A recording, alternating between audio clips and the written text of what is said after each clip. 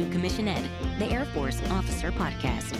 Here we explore the training and development of America's leaders in the application of air power and the profession of arms.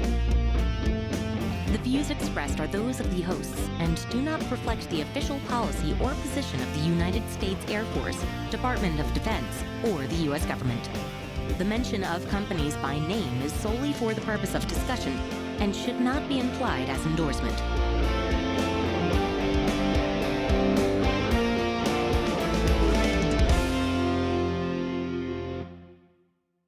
Welcome back to another episode of Commission Ed, the Air Force Officer Podcast. I'm Colin Slade. And I'm Reed Gann, and we're your hosts for Commission Ed.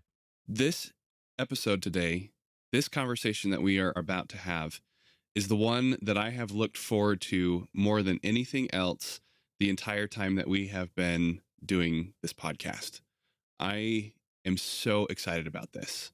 But at the same time, this isn't what we thought it would have been. Like, we had this idea, but we had to get ourselves here with all our study and research and time and experience. It's not, oh, someday we're going to do that episode. We had an episode like this in mind, but it's not what we thought it was going to be. Yeah, for sure. When we develop an episode, sometimes it'll take just a couple days. Usually it'll take a few weeks, maybe a couple months. But honestly, this one is, 75 episodes in the making? Yeah, it's been brewing for a little while. Yeah, and it just happens that this is like the perfect time to have this conversation. And we were going to do it anyway, but there's a lot of things going on in the Air Force right now with General Brown's Accelerate, Change, or Lose and his CSAF action items that now is really like the perfect time for us to be talking about this. Yeah, and he and Chief Bass have been posting a lot lately about the increased alignment between the officer and enlisted evaluation systems and the continuing improvement process that's happening right now to get those adjusted. And this is totally in line with that effort. Yeah, for sure. So why am I so excited about having this conversation? Because I at least felt while I was going through my active duty career all the way up to this point, and during my time as an instructor at Air Force ROTC, it became clear to me that the Air Force's approach to the production and development of officers was off the mark. In fact, my thought was that we weren't exactly sure what that mark was supposed to be to begin with. Yeah, and you and I had many a conversation, right? As you were in ROTC and I was at OTS, you came to Maxwell to do the officer instructor course training that you have to do to be a ROTC instructor. Yeah. And we both looked at each other near the end of your time and were like, is this it? Like, we couldn't put our finger on it, but it just didn't quite feel like we had a definition of what we were trying to do. Yes, we saw the check marks on the sheet of what needed to happen. We couldn't put our finger on what it was. And it wasn't really until General Goldfein in 2019 kind of outlined what it was that we valued in an officer with his 4 categories of execute the mission, lead airmen, manage resources, and improve the unit, all on a foundation of character, that we saw the first light bulb moment. Oh, this is what an officer is supposed to do. Yeah. And that's when we realized, hey, this is an AFI 1-2 commander's responsibilities. And so we did a bunch of episodes on that because that was our first understanding of what it was that we're supposed to do.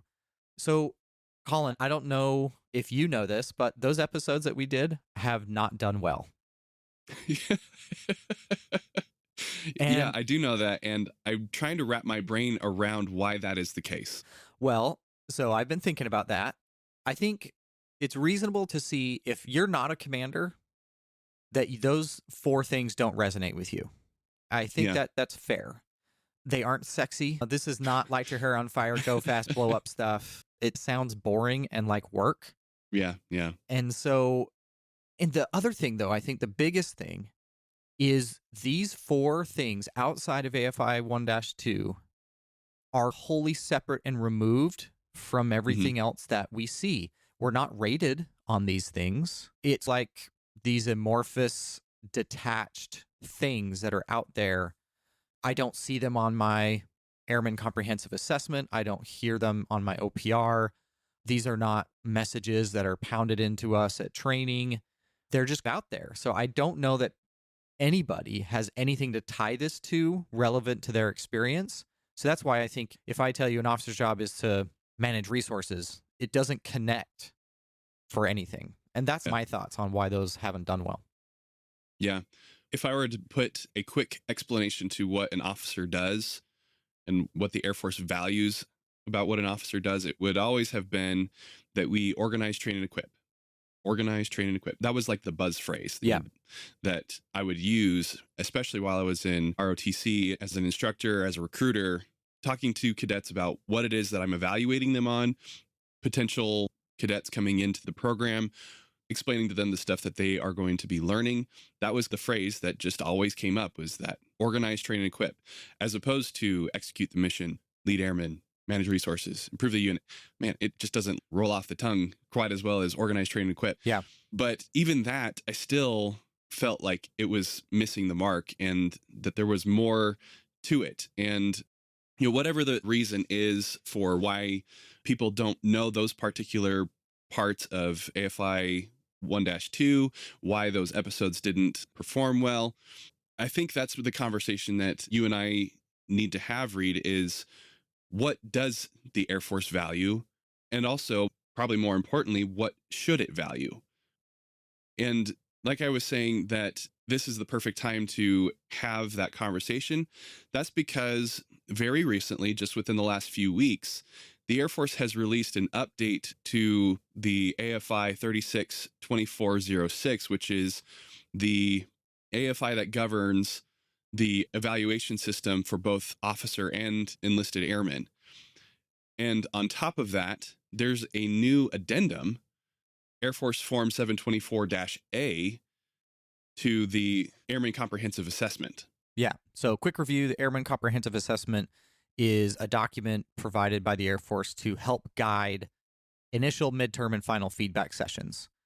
Generally, the first half of the document is the kind of stuff you'd expect, name, date, rank, all that kind of stuff. And then there's a bunch of, do you understand that it's important to not be a dirtbag? And you put a yes or a no. It's just the ratee fills out a bunch of stuff. Then the rater has an opportunity to give you feedback on your performance. Exactly. And as we've mentioned, Colin, these performance categories that you're being rated on the ACA, they don't really feel connected to anything. Yes, if you look at them, you're like, okay, that's important. But there's no like continuous thread that says, this is what's important. This is how I'm being held accountable to that standard. And it just doesn't continue. Anyway, so the ACA, generally real world, the ratee fills out 90% of the thing. They hand it to the rater. They may or may not have initial, midterm, or final feedback. I've had varying success with that. I've had it done once. Mentioned that back in the episode with Colonel Thaden. He's the only one that has ever done an ACA for me. Yeah. Yeah. So it is something. Let's start with that, right? And it's available. And I've had good feedback sessions with airmen that I've been leading using that as a tool. I do appreciate it. It does ask some hard questions, so it's got some benefits. But as Colin was mentioning, in that update, that addendum, it outlines a bunch of new things that, Colin, we're pretty excited about. The Airman Leadership Qualities, or ALQs, and they align with those 4 characteristics in AFI 1-2. Yeah. What they're calling those 4 characteristics are major performance areas. And half in their announcement, half A1 said they encourage the field to provide their reactions and inputs when given the opportunity to do so. So, Colin, you and I, we're going to give our feedback of this document, which we've had for, about 2 weeks now. And that's what we're here to do today. Yeah, absolutely. But before we give our reaction, I think we should help the audience, those who are maybe driving in their car or doing a workout right now, who can't read the thing, which we have included in the show notes so everybody can access it when you're ready to. Let's talk a little bit more about what these ALQs are, these airman leadership qualities, and how they fit within those major performance areas found in AFI 1-2. And so one thing that I want to mention as well is that each of these different ALQs comes with a rubric, which I think is a fantastic thing to provide a little bit of expectation around how you grade each of these different ALQs. And again, that is also included in the show notes so everybody can take a look at it. All right. So the first major performance area, no surprise here, is the execution of the mission. And there are 3 ALQs in here.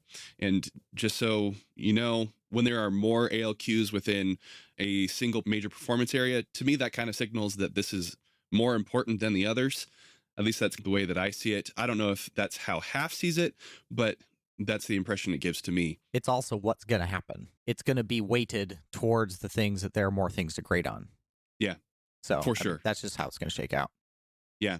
So within executing the mission, there are 3 ALQs. The first one, no surprises here either, job proficiency. We care about how well you do your job. But Half is also saying they want to see your initiative and adaptability. So those are the 3 that are in that first area. And then the second one, again, no real surprise here, leading people. This one has 3 ALQs as well. Inclusion and teamwork is the first one, emotional intelligence, and communication. Yeah. So those all make sense. And it also makes sense that they're the first 2. There's something, Colin, you and I talk about, technician, or how good you are at your job versus leader. So I think it definitely puts those up there and says these are the 2 things you're responsible to do as an officer. So the next major performance area is managing resources. And there are 2 ALQs in this one. The first being stewardship, in other words, how you manage what you've been assigned, and accountability, how you are accountable for what you've been tasked with. The last major performance area is improving the unit. And there are 2 ALQs in this one. The first being decision-making, and the last being innovation. And these major performance areas and ALQs, this addendum, is to be used for senior NCOs and all officers 01 and up. Which is interesting to me because I think that these ALQs could still apply to an E1 through E6, but they have specifically stated the ACA addendum is to be used optionally right now, mandatory later on in the performance feedback for senior NCOs and up. Yeah. And real fast, we haven't mentioned this, and some may be aware, some may not. The ACA is between the rater and the ratee. This is not filed. It doesn't accompany the OPR when it goes up for routing. And so you can use this document to maybe be more aggressive than you would in an OPR in order to try to give meaningful feedback. And I suspect the same when this thing becomes mandatory for use, the same will be the case. Yeah. And they're not going to say, well, I want to see your midterm ratings when I see your OPR. This isn't the tool for that. This is to help encourage some honest feedback. Yeah, absolutely. The ACA and the ACA addendum are not going to meet a promotion board or anything like that. So yeah, good point. So Colin, first impressions. What do you think? Oh, okay. I don't hate it. Let me just start there. Okay. Yeah. In fact, there's quite a few things that I really like about this. I already mentioned the inclusion of a rubric. I think that is fantastic. So glad that they have put the time and the effort to build that out for us, because it's going to make doing midterm feedback so much easier, because you don't have to solve the equation every single time you sit down with a rater or a ratee to have a conversation around their performance. So my hope is that is going to make it take much less time and therefore make it much more likely that this is going to get used. Yeah. So I actually had midterm feedback yesterday. Wow. Okay. My rater, who's an 06 and vice wing commander, so pretty busy, contacted me and said, hey, Major Gann, it is time for your midterm feedback. And after I picked my jaw up off the floor, I sent in my ACA and I attached the addendum because it's brand new. And so when we actually had our session, this was their first time to interact with the document. Again, they're running around being super busy trying to lead 7,000 airmen. And we had a really good discussion about this, because what we talked about is how we think this new addendum and these ALQs is going to shape what our OPRs look like and the potential change of a new OPR. We know that's been coming. Yeah. This might give us a peek behind the curtain of what they're looking at. Same general impression. Overall, there's a lot of goodness here. Something I want to highlight, though, and it gets to something you were saying earlier. A lot of this will come down to how it is used. They could give us the best tool on the planet, but if people don't use it appropriately or choose not to use it at all, it's not going to change anything. So I, too, Colin, am very encouraged by this. I think there's a lot of goodness. I think later we're going to get into some issues that we may have with it. But overall, I love what they're doing. Yeah. They're highlighting these are the things that we care about. These are the things we want to see you thinking about. And also, I think this tool as a leader, Colin, you and I have done the racking and stacking. We've done this a lot. Yep. And the worst feeling in the world is when someone comes up to you and they're like, hey, you put me middle of the pack. Why? And you can't produce anything. You're just, because you don't know. And it's the worst feeling in the world. And you don't like that. I like this tool because if a leader is very consciously evaluating their folks in these 10 areas and really paying attention and saying, I have not had an opportunity to see this person improve the unit. I just haven't seen it. Yeah. They're going to create those opportunities, or they're going to go seek those out so that they can more fully flesh out this document. They're going to be able to answer that question. And I think that's good for the Raider. I think that's good for the Raitee. And I think that's overall good for the Air Force. But it's not going to solve things overnight. Absolutely. This is not a magic pill that's going to make everything fine. We have to choose how to use it, and we have to do it. And that still falls on us, the fleshy meat bags that are the weak link in the whole chain. Yeah, no, absolutely. I agree with you. It falls on us. But generally speaking, I think that you and I can see the vision of what they're trying to do. And it's a vast improvement over what we had previously as far as the expectations for major performance areas and those universal skill sets that General Brown has asked for. Because prior to now, we really just had nothing, which is what we were saying at the beginning of the episode, is that it wasn't clear really until General Goldfein outlined it in his memo back in August of 2019, that there was finally a kind of a coherent structure to what the Air Force values in its officers. Yeah, because basically what we're told, and we'll get into this in future episodes, is you are your strat and your push line on the OPR. That's it.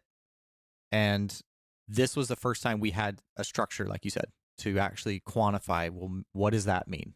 Yeah. So absolutely love that now we have something as opposed to nothing, and moving us in the right direction for sure. The tricky thing about this, though, is that defining a universal set of competencies for officers is that we do so many things. And it feels like HAF is trying to capture that here. Kind of feels like they're trying to boil the ocean by writing down everything that it is that we do. And I'm not saying that they shouldn't do that or what they've identified as wrong or misdirected, but man, there's a lot here. Yeah. And that was my very first impression, is there's just too many. Even, Colin, when you were talking earlier, organize, train, and equip, it even has a nice little acronym, OT&E, that just rolls. Like it resonates, it makes sense. And I'm a little worried that when we're doing our day-to-day, when I'm a leader trying to evaluate my folks, when I'm out there doing the JOB and I'm trying to think about what I can do to get better, I'm a little worried that these 10 things aren't easy to remember. They don't rattle off the tongue. They don't fit into speeches. They don't fit on cute little motivational posters. I'm a little worried that it's going to be hard to connect with these 10 things. And I get it. 10's a nice round number. I'm with you. It does feel like we're trying to boil the ocean. I'm worried about the ability of the average Joe or Jane to connect to these 10 things. That's, I think, the first and biggest overall impression for me. Yeah, for sure. We've proved it out in that we did episodes on these 4 things. And I think we probably addressed, have to go back and look more closely at what we said there, but we probably talked about the 10 ALQs in those 4 episodes. And how well have those episodes performed? Not well. Yeah. Of all the things that we have talked about in the last year and a half, those are the least popular episodes that we've done. Yeah. It's tough. Again, this type of thing is not sexy. When people thinking about joining the Air Force, are like, I wonder what it is that I'm going to be evaluated about. I don't know that these 4 things it's tough, but it is so important. And I think we're going to talk about that a little bit in this and in our next episode. We measure what we care about, and that drives a lot of behavior. Other thoughts, Colin? What else are you thinking? Yeah. So my other thought here is that the 10 ALQs and the major performance areas are incomplete, which is funny because we were just saying how that there's too much going on here. Yeah.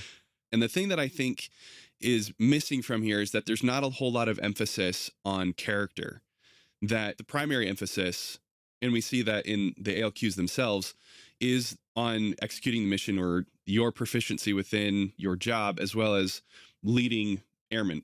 Both good things, but neither of them really talks about like you as a person, which I think is central to being an officer. And it may be that character is so foundational that it doesn't need to be mentioned at all. But I would make the argument that it should be front and center, that it should be the primary thing that we are talking about and not just assuming that it's in place. Yeah, this is a really tough thing. I remember at OTS when we were being trained on how to evaluate students. We even taught this when we were talking about how to give feedback, that it needs to be about performance, not personality. You remember that kind of, yeah, you can't, when you're going to have a difficult conversation about how someone is doing, it's important to not make them feel like this is about who they are as a human being.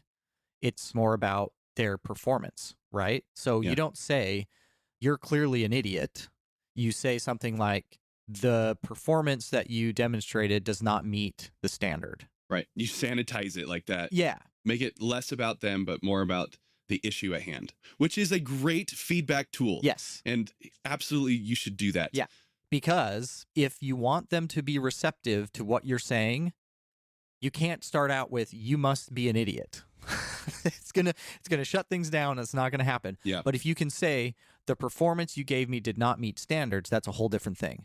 But I think what that does is it does remove us a little bit from talking about character. And Colin, I back me up on this. Some of the hardest conversations I ever had was with students who had given me reason to not trust them. Yeah. And I had to have a character question, character feedback, character discussion. And in this age when toxic leadership is such a hot topic in the Air Force, yeah, I too think it's so foundational. It should go without saying, but I feel like we may have missed an opportunity to have that on this document and to have somebody seriously look you in the eye and say, you screwed up and here's where. Yeah. It was simple things at OTS. It was an alarm clock set an hour before the authorized time to wake up. Uh-oh, are you waking up early? You're not supposed to do that. Yeah. Why is your alarm clock set early? Like, that's a hard conversation. Are you breaking the rules willingly? Because you had to deliberately set your alarm clock. That sounds like a silly, crazy thing. But if I'm there to evaluate if I should put special trust and confidence in you, that's the kind of stuff that I have to use to measure. I think I think we may have missed a little bit here. But at the same time, it's so foundational, it should go without saying. So I'm definitely on both sides on this one. I think, this is a tough one. Yeah. And if you think about the high-vis, high-ranking leaders that have been removed from their positions in the last few years, both in the Air Force and outside of it, it's never about their job performance. It's always about their character and the loss of that special trust and confidence from a raider to a raidee, from a supervisor to a subordinate officer. It's never about their proficiency within their job or their ability to lead effectively. It's always about who they are and the poor choices that they've made. Yeah. Yeah. And I don't know if we're given that feedback early and often enough. I can't believe that someone gets to be a 2, 3, 4-star general and then gets subsequently removed from command because of a lack of confidence. Yeah. Without there being something along the way. I don't know, I find that really hard to believe. So I think that's what we're both hitting on a little bit. Yeah. All right, Reed. So we've poked enough holes into the ALQs, and we just want to emphasize the point again here that we actually think that this is a great first step. We are very pleased with what Half A1 has produced and is giving us the opportunity to start using, test it out, prove it out, see if it's going to work for us, and then to provide this type of feedback back to them so that we can all work together on making the Air Force better. Yes. So people, use it. Right? We had the ACA, we had the OPR. The whole system is not bad, right? It's not a sentient being which makes decisions to ruin your life. Okay? It's people who use these tools. Yeah. And so please use it correctly. I think just too much it wasn't used well, or they didn't take it seriously, or they just didn't do it at all with feedback especially. So please take the opportunity. They've given us some good tools. Let's take advantage of it. Yeah, absolutely. All right. So in an effort to provide further solutions or suggestions on the improvement of this product, Reed, you and I would like to share some of our own thoughts on what we think the ACA, or just the idea of what an officer should be. We want to provide a little bit more from the discussions that we've had previously that are going to look different than what's here in the ACA addendum. It's not that those things are wrong, but we feel that there are other ways to make this much better. Yeah. And as we've caveated before, we are not experts in this. We've not spent years of our lives dedicated to this. We're coming at this as folks who are in the system, who've used these tools and have given it some thought. But that's the beauty of our system, Colin, is that we make the rules of the club. Yep. And we're voting members, if you will. And these are our votes. And so take it with the grain of salt that we've pretty healthily sprinkled on top here. But at the same time, this is one of the greatest things about being in the service is that we own this. So this is our attempt to try and humbly make it a little bit better, if you will. Yeah, absolutely. So we feel that the best way to approach this is to examine the commission itself. Why do we have a commission to begin with? And then what is it that an officer is supposed to do with it? Those two things we feel deserve their own episodes, but we're going to try to address them, at least in part, to help us to provide that feedback to what we think that we really should be valuing in our officers. And later on, here's a preview for what's coming over the next few weeks. We want to have a conversation around how you evaluate these things, how you recruit it, develop it, and produce the officers that we need for the Air Force. So like I said, we want to start with what is a commission to begin with.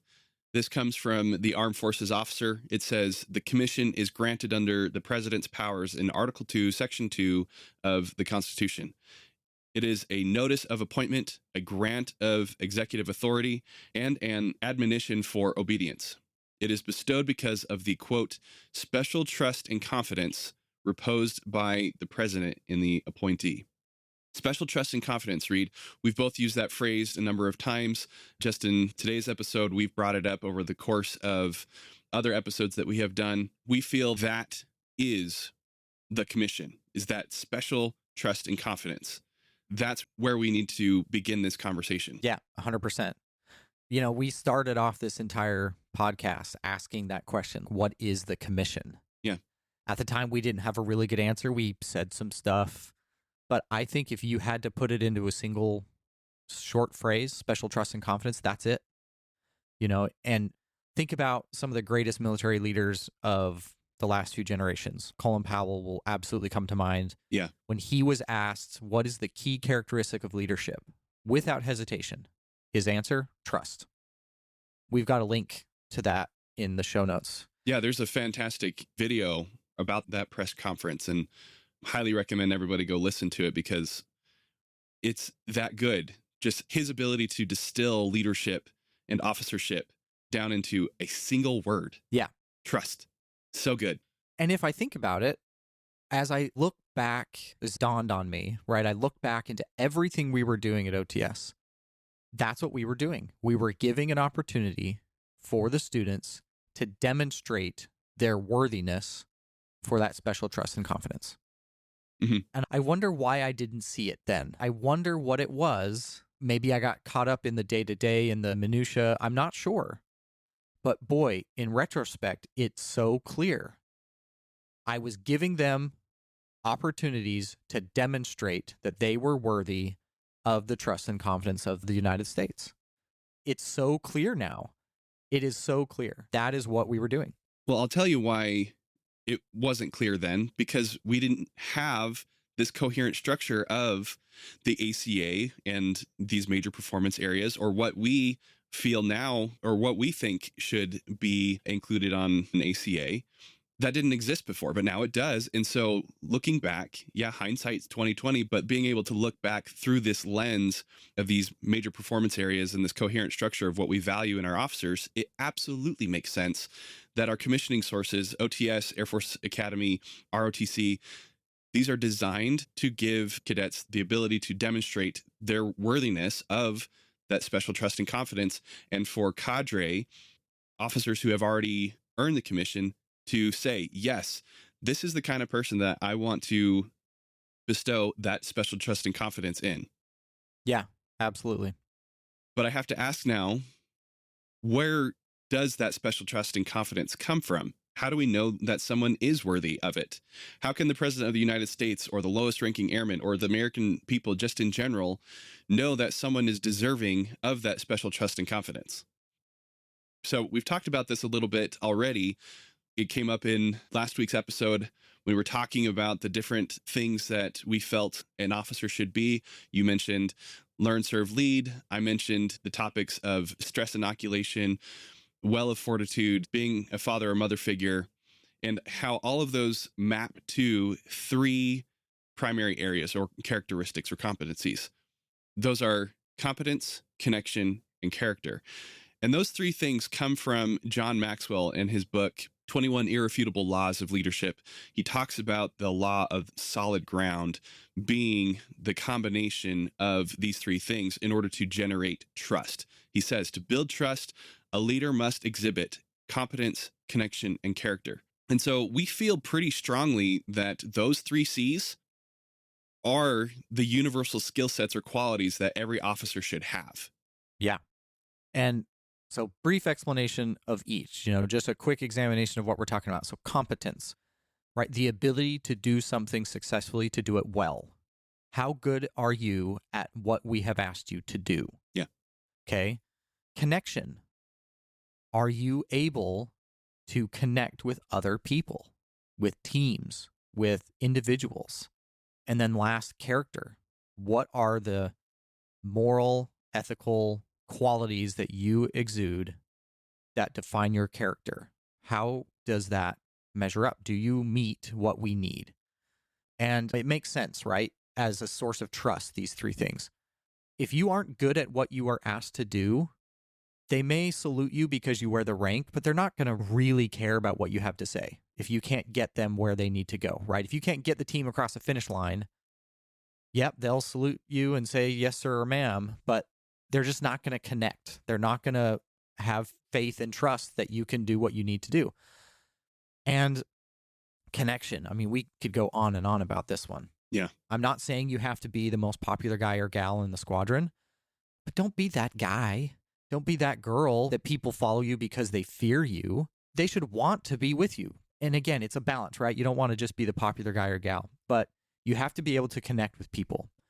And at worst, you could create just a nightmare of an environment if you're just a terrible, awful human being. And without character, people are not going to care.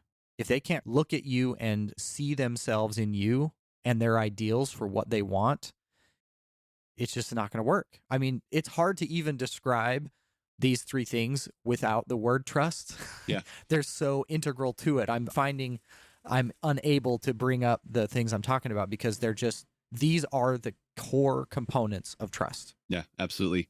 And you can see, Reed, from your explanation of these 3 C's, how well they correlate to the major performance areas and the airman leadership qualities that have been provided by HAF in the totally. ACA and AFI 362406, right? Yeah. In fact, I wanted to see how well these correlate. So I did a little exercise. I took the table that's in the AFI and I created a key and I color coded the different words based on how well they map with competence, connection, character. And I was really struck by what I found, that there is a very heavy emphasis on competence. No real surprise there. We've talked about why that is the case, and much less so on connection and very little on character. And we ask ourselves why our airmen complain of toxic leadership or their inability to trust that their leaders, that their officers have their best interest at heart. Yeah, we've talked about this over and over. As an institution, we recruit, train, develop, and promote tactical proficiency. And we are therefore very competent. Yep. As a killing machine, we are pretty good at that. But I don't know that we're doing enough to connect and demonstrate character. And that's what I think we need to get after. I think we need to emphasize that more, because that's why people are getting out. Yeah. I have never one time had an airman say, my leader is not tactically proficient, therefore I'm going to leave. I've never one time heard that. I've never, ever heard, my squadron commander is not a good intelligence officer, therefore I am separating. It is always, they don't care about me, they don't know me, they're making decisions that are hurting the mission or hurting airmen, and I can't take it anymore. That's why they're getting out. Never tactical proficiency. As an officer corps, I just don't know that we've done enough to record, measure, account for character. And as a result, I think as an institution, we need to recruit, train, develop, and promote character, because that's the issue. Yes, we focus on tactical proficiency, and so we're good at it. I think we need to balance that with more character. Yeah. So I love the 3 C's because they're easy to remember. They roll off the tongue. I think people can relate to them, and everyone knows what they mean. I feel like that ability to connect with the information is just there a little bit more easy than it is with the 10 ALQs. Yeah, Reed, I absolutely agree with you. There's not really an easy way to remember the ALQs. It's not a fancy acronym that I can think of. And like you said, they don't just roll off the tongue. Where competence, connection, character, they all start the same way. Yeah, they don't rhyme, but they're very easy to remember, I think. Yeah. And I'm just going to keep going with the theme of alliteration. I think there's some other C's. Commission, right? Yeah. They tie into what it is to be commissioned. And here's my favorite one, though, command. This is another C. And inherent in every commission is the potential for command. We've talked about this on and off on this podcast as well as offline, Colin. Something that's become much more clear to me is how important and how central the ultimate purpose of the commission is to command. Yeah. I mean, we all know that, right? We all talk about it in the recruiting speeches and in the early days of second lieutenantdom. They're like, oh, all of you could become the chief of staff someday. And we have these great visions of all. I mean, it's baked in, but I didn't feel it as much as I have over the last few months, especially going through ACSC and correspondence and really studying the joint publications. It's not even just command. Ultimately, it's a joint force commander, a JFC. I mean, that's really everything is shaped to push and develop and create that guy or gal who can lead the men and women of the United States Armed Forces and our combined partners to success in combat. I mean, that's the whole point. We've had some really interesting conversations about this. It's been very instructive to me as you've been going through this and sharing your thoughts. And I'm so excited for you to now share that with the audience, the things that you've been learning and studying over the last few months. Yeah, so I'm going to pull out some of the more salient parts of the joint pubs. Light reading, they are not, but very interesting still. I mean, this is what we do, and I really had to get into those docs a little bit more. We're going to start with Joint Pub 3.0, which is operations, pretty simply. Something even, Clausewitz says, when all is said and done, it is really the commander's cold d'oeil. I don't speak French, so forgive me.